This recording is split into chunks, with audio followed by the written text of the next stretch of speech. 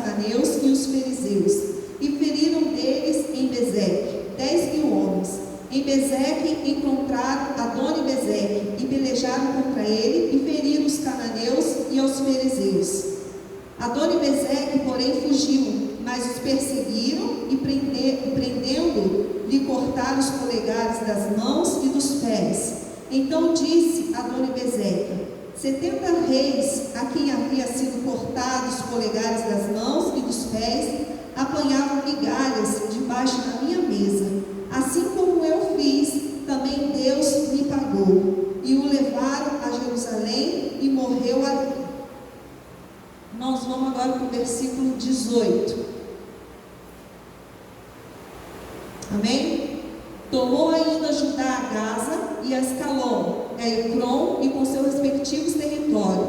Esteve o Senhor com Judá, e esse despovoou as montanhas, porém não expulsou os moradores do vale, porquanto tinha carros de ferro. 21. Porém os filhos de Benjamim não expulsaram os jebuseus que habitavam em Jerusalém. Antes os jebuseus habitam com os filhos de Benjamim e de Jerusalém até o dia de hoje. Versículo 7. Manassés não expulsou os habitantes de Bet-sean, nem os de Tanaque, nem os de Dor, nem os de Ibleão, nem os de Megido, todas as suas respectivas aldeias, pelo que os cananeus lograram permanecer na mesma terra. Quando, porém, Israel se tornou mais forte, sujeitou os cananeus a trabalhos forçados, e não expulsou de todos. Efraim não expulsou os cananeus, habitantes de Gezer, antes continuaram com ele em Gezer. Zebulon não expulsou os habitantes de Quitron, nem os de Naalol, porém os cananeus continuaram com ele, sujeitou a trabalhos forçados. Aser não expulsou os habitantes. 33. Naphtali não expulsou os habitantes de Bet-Semes, nem os de Bet-Anat, mas continuou no meio dos cananeus que habitavam na terra. Porém, os de Bet-Semes e os de Bet-Anat lhe foram sujeitos a trabalhos forçados. Amém, queridos? Até aí. O Senhor tem ministrado essa palavra no meu coração há 2 semanas.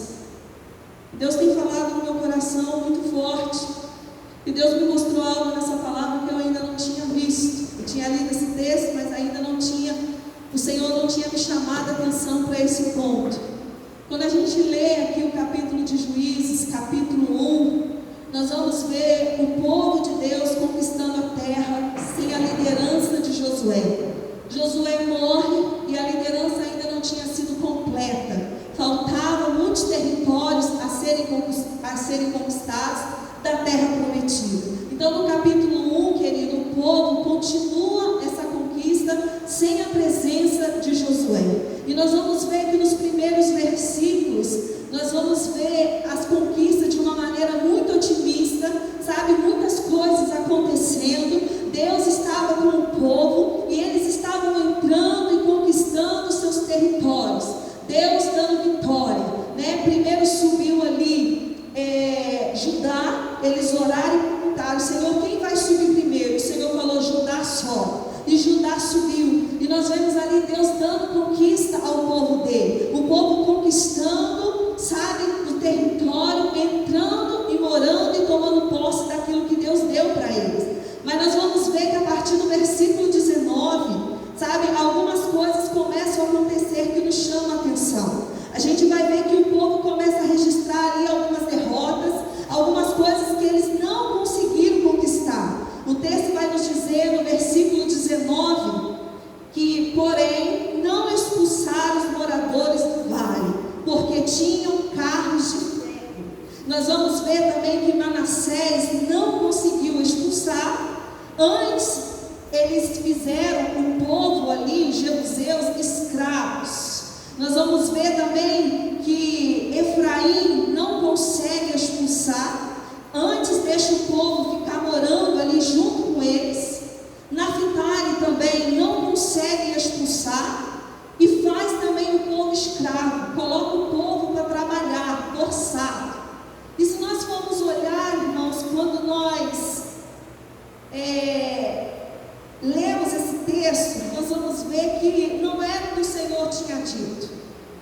era aquilo que o Senhor tinha falado, não era aquilo que Deus tinha pedido, não era o que Deus tinha mandado para o seu povo. O que Deus tinha pedido ao povo era outra coisa. A ordem de Deus era para que eles expulsassem os habitantes, os inimigos daquela terra prometida. E se a gente for olhar, querido, Deus pediu isso não por questões étnicas, nem por questões raciais. Simplesmente porque Deus queria que o povo tivesse um só coração e adorasse ao único Deus. Deus sabia que se aquelas nações estrangeiras permanecessem ali, se aquele povo permanecesse ali adorando outros deuses, com suas crenças, com seus costumes, Deus sabia que o povo ia se corromper. Deus sabia que o povo ia começar a se tornar um povo idólatra, ia começar a adorar outros deuses. Deus sabia desse risco. Foi por isso que Deus deu essa ordem: olha, quando vocês entrarem, vocês expulsem o povo de lá, ou vocês matem.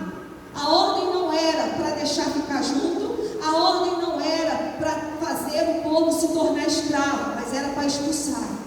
E quando nós terminamos de ler esse capítulo 1, irmãos, se nós formos parar para meditar, às vezes a gente pode pensar assim: poxa, o povo fez o melhor que pôde, o povo fez tudo que estava ao alcance deles, mas foi difícil, realmente eles não conseguiram. Olha só o que está escrito: havia carros de ferro, carros de guerra.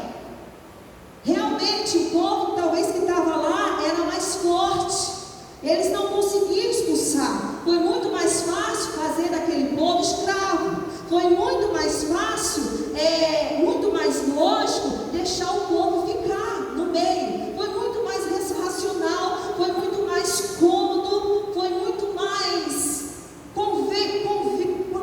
vamos dizer, me convém fazer assim. Talvez o povo pensou assim: vamos fazer dessa forma, vamos fazer desse jeito, porque nos convém fazer assim, é mais fácil, é mais lógico. Só que se a gente for ver no capítulo 2, nos primeiros versículos, nós vamos ver aí o ponto de vista de Deus. E aí nós vamos ver o que Deus começa a dizer. A palavra de Deus vai dizer que Deus enviou um anjo do Senhor de Gilgal a Boquim, e disse: do Egito vos fiz subir e vos trouxe a terra que sob juramento havia prometido a vossos pais. Eu disse: nunca invalidarei a minha aliança convosco. Vós, porém, não fareis aliança com os moradores dessa terra, antes derribarei os teus altares. Contudo, não obedecestes a minha voz. Que é isso que fizestes? O que é isso que fizeste? O Senhor está falando ao povo dele. Então, irmãos, quando a gente olha para cá, no capítulo 2, nos primeiros versículos, a gente vai ver Deus dizendo: olha, vocês não me obedeceram, o povo não me obedeceu, o povo não obedeceu as minhas ordens, vocês não quiseram expulsar o povo, vocês não tiveram fé, vocês não tiveram coragem, vocês não fizeram aquilo que eu mandei vocês fazerem. Esse era o ponto de vista do Senhor. E querido, se nós olharmos, nós vamos ver que os hebreus, eles até confiavam em Deus, eles acreditavam e obedeciam ao Senhor, mas não completamente, sabe? Eles obedeciam a Deus até certo ponto, eles obedeciam a Deus em partes. Se nós olharmos para cá, para essa palavra, a gente vai ver que houve uma obediência, mas uma obediência parcial. O povo obedeceu até certo ponto, mas chegou a certo ponto, não quis mais obedecer, fez conforme achou melhor, conforme a lógica, conforme a razão, fez conforme o povo quis. E trazendo para nós hoje, queridos, eu estava nessa tarde lendo essa palavra, o Senhor estava falando para mim sobre obediência, e o Senhor falava assim: filha, 99% de obediência é desobediência. Não adianta nós obedecermos a Deus 99%, mas está faltando 1%. Então isso não é obediência, isso é desobediência. E muitas das vezes, irmãos, isso acontece nas nossas vidas, sabe? situações difíceis, ou quando nós estamos diante de situações onde nós temos que dar um passo de fé, numa situação muito complicada. Às vezes nós vamos até certo ponto obedecendo ao Senhor, mas quando nós nos deparamos com a dificuldade, quando nós nos deparamos com a situação contrária, nós, em vez de fazermos aquilo que o Senhor nos mandou, a gente faz de acordo com a nossa vontade, e não de acordo com aquilo que o Senhor nos mandou fazer. E o Senhor ministrava no meu coração, irmãos, que muitas das vezes, assim como o povo ali, nós dizemos para Deus que nós não conseguimos, que nós não temos condições de fazer, mas na verdade, muitas das vezes nós não queremos fazer. Essa é a verdade, essa é a resposta certa. Muitas das vezes nós vamos dizer para Deus: ah, Senhor, eu não estou conseguindo, ah, Senhor, eu não posso, mas na verdade é que nós não queremos fazer. E trazendo para hoje, irmãos, hoje, graças a Deus, nós não precisamos conquistar terras, assim como no contexto aqui de Juízes capítulo 1, não. Hoje nós não precisamos conquistar terras, mas existem áreas na nossa vida em que Deus, Ele deseja ser Rei e Senhor. Deus, Ele deseja ser Rei e Senhor em todas as áreas da nossa vida, em todas as áreas. E existem áreas, irmãos, na nossa vida, onde nós dizemos para Deus que nós não conseguimos, quando na verdade nós não queremos obedecer ao Senhor. Isso é da nossa natureza, isso é da nossa carne. E uma dessas áreas, querida, é o perdão. O perdão é uma delas. Às vezes, irmãos, nós dizemos: Senhor, eu não consigo perdoar, Senhor, eu não posso perdoar, porque a ofensa foi tão grande, sabe, o que eu passei foi algo tão profundo. Mas na verdade, querido, não é que nós não queremos, que nós não conseguimos, que nós não podemos. Na verdade é que nós não queremos. Sabe por quê, querido? O perdão, ele não é um sentimento. O perdão bíblico é uma decisão, eu decido obedecer aquilo que o Senhor me mandou fazer, aquilo que escrito está na palavra. Mateus capítulo 6 vai falar isso. É eu liberar para o meu irmão aquilo que o Senhor já liberou para mim, o perdão. É eu orar para que Deus abra o meu entendimento, para que eu possa entender que aquilo que eu estou fazendo para o meu irmão, que me ofendeu, que me machucou, o perdão que eu estou liberando para ele, Deus já liberou para mim há muito tempo lá naquela cruz. Deus fez por mim lá naquela cruz. Então, irmão, hoje não tem mais desculpa. Senhor, eu não posso, eu não consigo. Não, você pode, você consegue, se você decidir realmente obedecer aquilo que escrito está. E, querido, aprenda uma coisa, isso é real. Não precisa você chegar na pessoa, é apenas você dobrar o seu joelho e falar: Senhor, eu perdoo, eu libero essa pessoa. Senhor, eu peço a tua bênção sobre essa pessoa. E você começa a orar, você começa a interceder por aquela vida, e você vai ver que a ferida dentro de ti vai cicatrizando. Deus vai curando, Deus vai restaurando, e Deus vai nos libertando. Porque na verdade, querido, quem não libera perdão é que está preso. Não é a pessoa que feriu, é nós que nos tornamos cativos, é nós que nos tornamos presos àquela outra pessoa. E a falta de perdão, querido, impede muitas coisas de Deus agir na nossa vida. O não perdoar, o não liberar perdão, impede o Senhor de agir.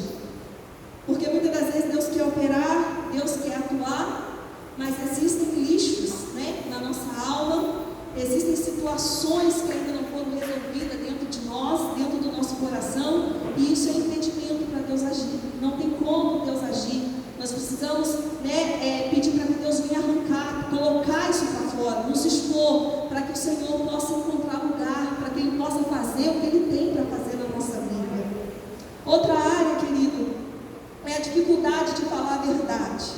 Às vezes a gente fala assim: eu não consigo falar a verdade. Se eu falar a verdade, o que vai ser de mim? O que vai ser do meu ministério? O que vai ser da minha família? Se eu falar a verdade, eu vou estar desmoralizado moralmente. O que vai ser de mim? Eu não posso falar a verdade. consigo falar a verdade. Mas a grande verdade é que eu não quero falar a verdade.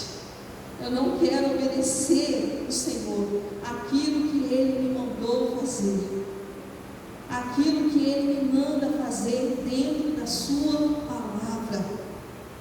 A outra área, querido, são as tentações. É claro que existem tentações que são tão profundas que se tornam viciantes, e a gente tem que tratar na raiz. Mas Jesus nos deu condições na cruz para vencermos as tentações. A Bíblia fala que não há tentação que sobrevenha sobre nós que nós não podemos suportar. Deus não dá a mais, Deus dá aquilo que a gente suporta. Então não tem como dizer, eu não consigo vencer isso, eu não consigo vencer essa fraqueza, eu não posso. Não, na verdade nós não queremos, porque Jesus nos deu a solução na cruz. Jesus nos deu o caminho na cruz do Calvário, e nós não podemos mais nos esconder atrás desse tipo de desculpa. Eu não consigo, eu não posso, quando na verdade, querido, nós não queremos. E o Senhor falava isso muito forte comigo no meu coração essa tarde. A obediência, o que o Senhor quer de nós, irmãos, é a obediência à sua palavra. A obediência, ela precede a bênção. Se nós queremos ser abençoados, primeiro nós temos que aprender a obedecer a palavra do nosso Deus, aquilo que Ele está nos dando como direção para as nossas vidas, para as nossas casas, para as nossas famílias, aquilo que o Senhor tem falado para nós. Lá em Deuteronômio capítulo 28,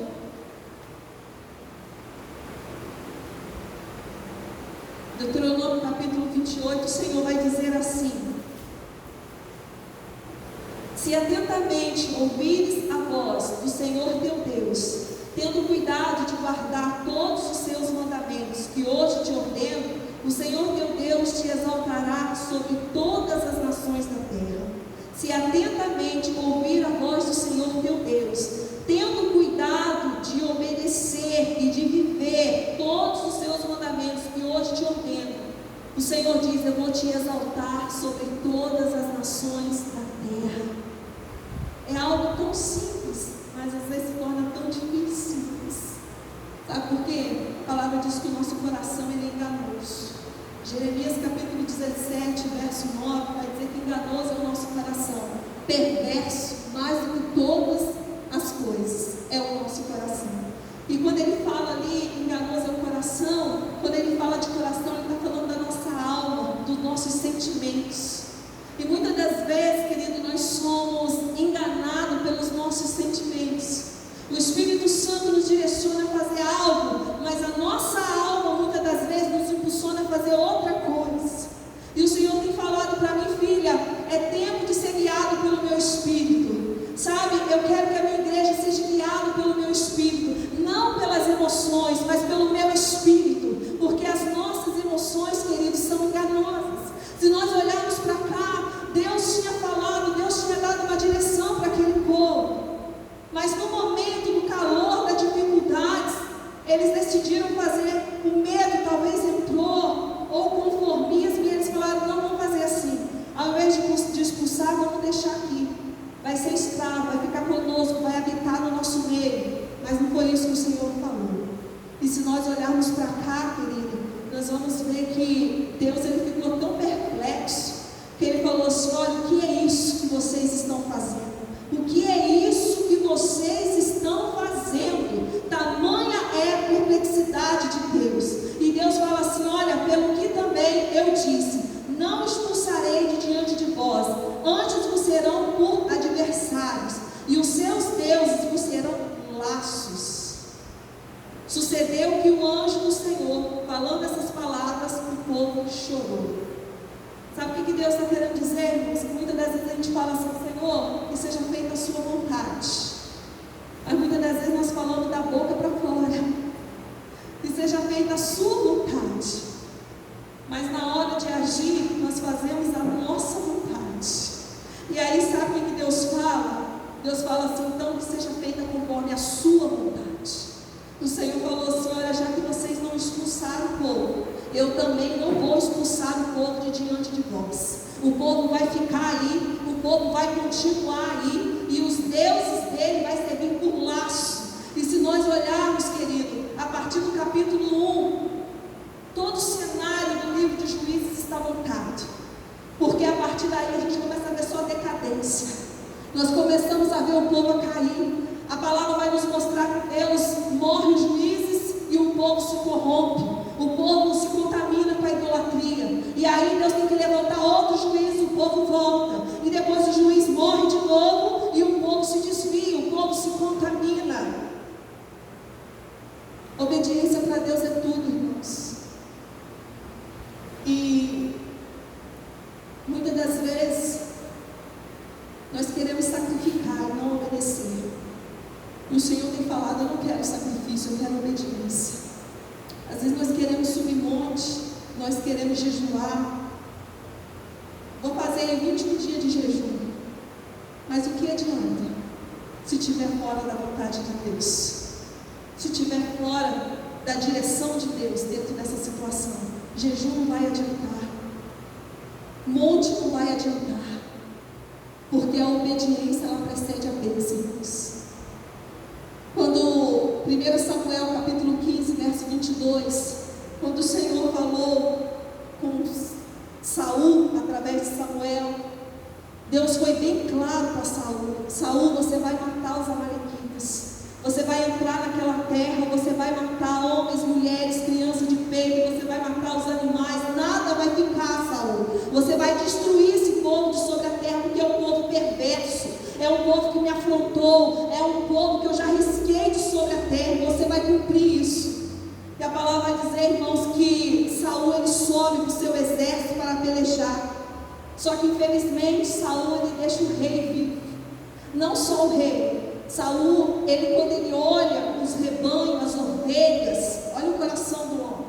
Quando ele olha ali os despojos, sabe, dos amalequitas, Saul se esquece do que Deus falou. E Saul fala assim: ei, não vou matar não vou fazer isso não. Sabe o que Saul faz? Saul pega o rei, leva o rei vivo e leva também os seus rebanhos juntamente. E naquela mesma noite, Deus não deixa Samuel dormir e aparece para ele. Fala: Samuel, olha só o que tem feito Saul. E Deus fala com Samuel. E Samuel no outro dia vai ter um encontro ali com Saul. E fala para Saul: Saul, o que é isso que você fez? E Saul todo animado: olha, nós destruímos, nós matamos. E Samuel fala: mas que barulho é esse? Que balido é esse de ovelha que eu estou ouvindo?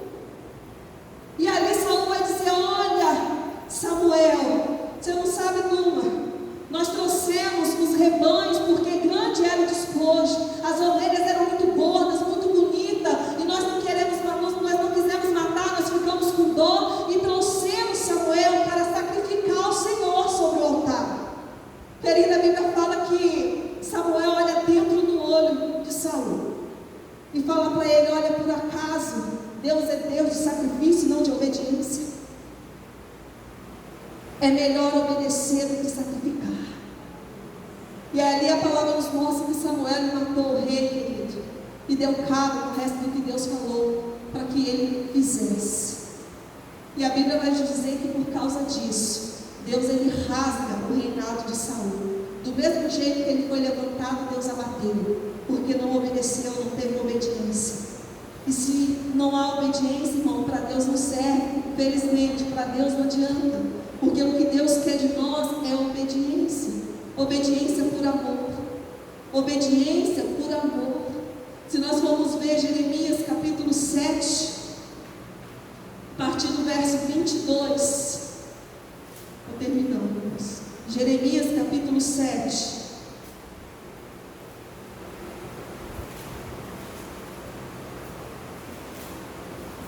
Versículo 22, ele vai dizer assim: porque nada falei a vossos pais no dia em que os tirei da terra do Egito, nem lhe ordenei coisa alguma acerca de holocausto ou de sacrifício, mas isso lhe ordenei, dizendo: dai ouvidos à minha voz, e eu serei o vosso Deus, e vós sereis o meu povo. Andai em todo o caminho que eu vos ordeno,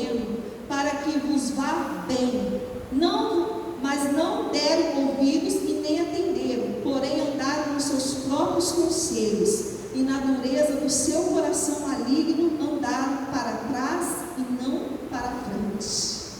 Olha aí, irmãos, Deus usando Jeremias para falar com o povo dele, e o Senhor falou, lembrando, quando eu tirei os seus pais do Egito, o que eu disse? Eu não pedi sacrifício, tudo que eu pedi foi obediência, que obedecesse, que desse ouvido à minha voz. Mas, por não ter obedecido, por ter feito conforme o desejo do seu coração, por ter feito conforme os seus impulsos, conforme a dureza do seu coração, vocês deixaram de andar para a frente e passaram a andar para trás. E é isso que acontece, irmãos, quando nós deixamos de obedecer aquilo que o Senhor tem nos falado, quando nós deixamos de obedecer a palavra do nosso Deus, aquilo que escrito está, em vez de nós andarmos para frente, nós passamos a andar para trás. Em vez de nós andarmos em vitórias, em conquistas, nós passamos a amargar algumas derrotas, passamos a passar por certas situações, e aí nós temos que curvar o nosso joelho, a nossa cabeça, a nossa fronte, e falar, Deus, o que é que tem acontecido? Sabe por quê, irmão? Nós estamos vivendo num tempo onde está geral, não estou falando aqui, mas hoje nós temos servido a Deus do nosso jeito, não é do jeito de Deus. Hoje nós queremos que Deus se enquadre aos nossos padrões, mas nós não queremos enquadrar a palavra dele, ao querer dele. Eu quero fazer do meu jeito, eu quero adorar do meu jeito, eu quero glorificar do meu jeito, mas não é do nosso jeito, é do jeito de Deus, é no querer de Deus, é na vontade dele, porque do nosso jeito, querido, nós não vamos conseguir nada. O Senhor nos chama para algo e nós falamos para Deus, Senhor, agora não, sabe, Deus, tu sabes, estou tão ferido, estou tão machucado, Senhor, tu sabes que agora eu estou tão ocupado, e o Senhor está lá chamando, tenho eu algo contigo, tenho eu uma chamada contigo, tenho eu algo para fazer na tua vida, tenho eu algo para realizar através de você, da sua casa, e a gente está falando, Senhor, mas agora eu não posso, mas agora, Senhor, agora eu não consigo, Senhor, logo agora, olha o que está acontecendo na minha vida, Senhor, eu estou conquistando tantos lugares, tantas áreas, o Senhor vai me chamar logo agora. E muitas das vezes nós falamos para Deus, querido, que nós não conseguimos, que nós não podemos, mas na verdade nós não queremos. E o Senhor está nos chamando, o Senhor está nos chamando, o Senhor está nos convocando, o Senhor está nos despertando, e nós temos visto isso aí hoje, querido. Eu faço na hora que eu quero, do jeito que eu quero, no dia que eu quero, e não é assim, irmãos, é do jeito que Deus quer, é do jeito que o nosso Pai quer, porque do jeito dele é o melhor, querido. Deus tem o melhor para nós, Deus tem o melhor para a nossa casa, Deus tem o melhor para as nossas famílias. A palavra diz, se creres e me ouvis, comereis o melhor do fruto dessa terra, o melhor do fruto dessa terra. Imagine Deus olhando para Jonas, o que é isso, Jonas, que você está fazendo? Jonas, para onde você está indo? Jonas, o que é isso, Jonas? Não foi nada disso que eu mandei você fazer. E muitas das vezes nós estamos assim como Jonas, fugindo, achando que estamos fugindo da presença, achamos que estamos fugindo, mas estamos nos enganando a nós mesmos. Faça o que Deus te mandou fazer, faça aquilo que a palavra está te mandando fazer, ainda que para muitos a gente possa ser julgado como bobo, sabe, como pessoa sem visão, mas faça aquilo que Deus te mandou fazer. Eu nunca vi ninguém fazer aquilo que aqui escrito está e viver uma vida de derrota. Eu nunca vi, irmãos. Os 37 anos de vida que eu estou, desde quando eu me converti, eu nunca vi ninguém permanecer fiel a essa palavra e não andar em conquista, e não andar em vitória, e não ter algo sobrenatural para contar. Então, irmãos, é tempo de nós voltarmos para a palavra e obedecermos ao Senhor não de forma parcial, mas completamente. Ter coragem para fazer aquilo que o Senhor nos chamou para fazer, ainda que venha desagradar o meu irmão, ainda que venha entristecer muitos que estão à minha volta, mas se o Senhor me mandou fazer, eu preciso fazer. Amém, irmãos?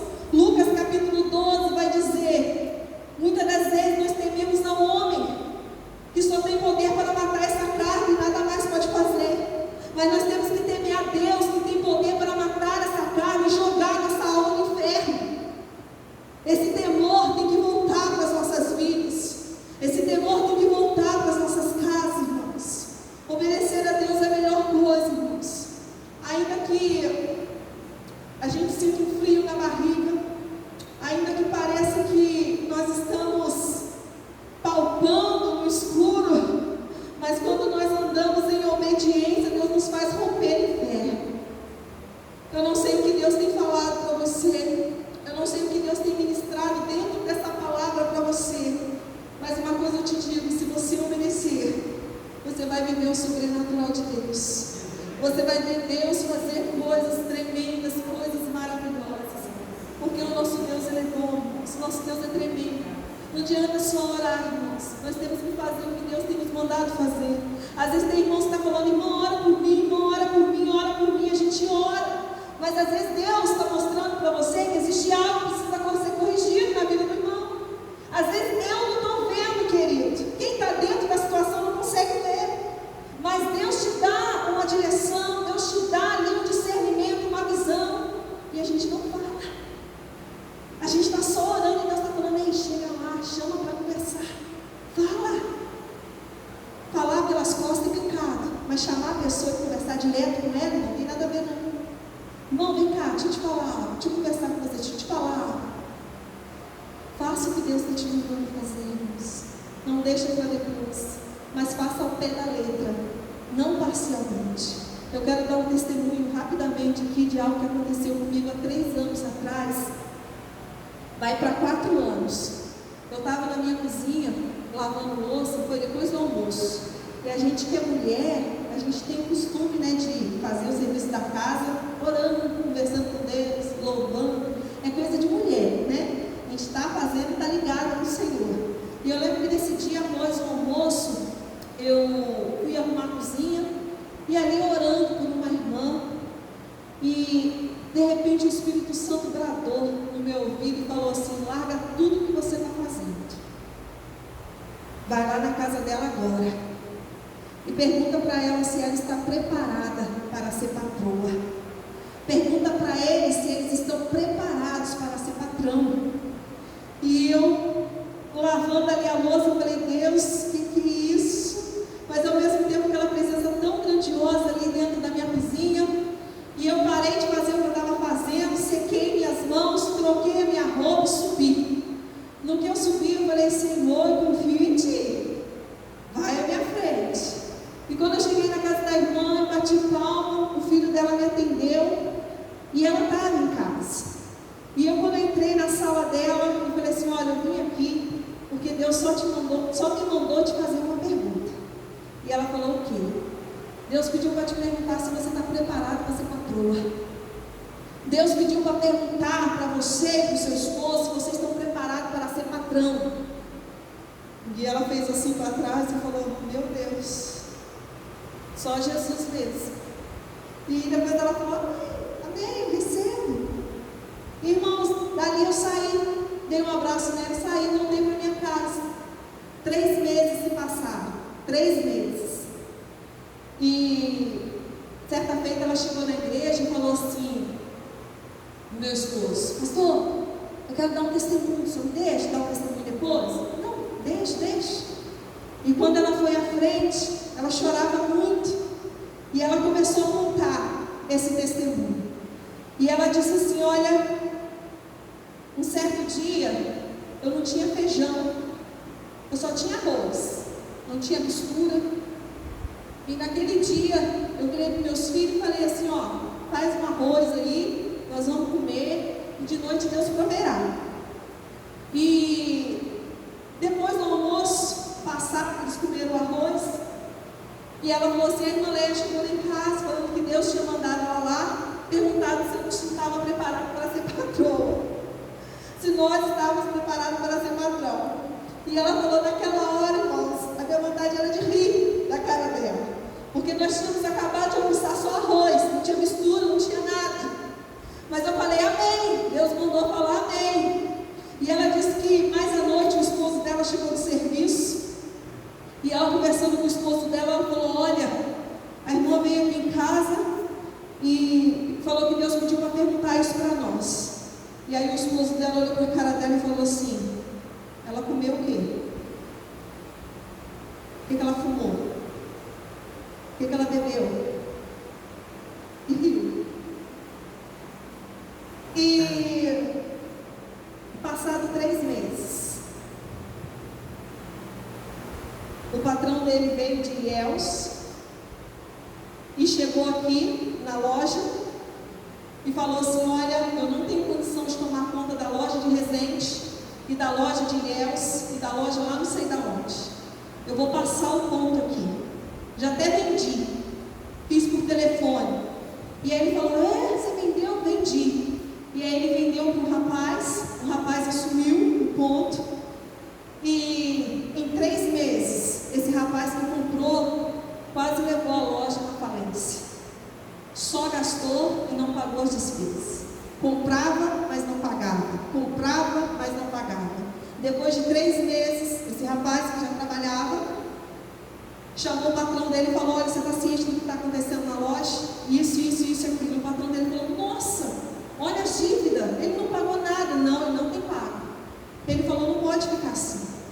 O patrão dele foi lá, acertou tudo que estava atrasado, pegou e falou assim: eu não quero mais, desfaz o negócio, me devolve o ponto, você não vai ficar mais responsável. Se você ficar, eu vou te colocar na justiça, você escolhe, eu vou pagar as dívidas que está aqui. E ele falou: não, tudo bem, eu te devolvo. Ele devolveu.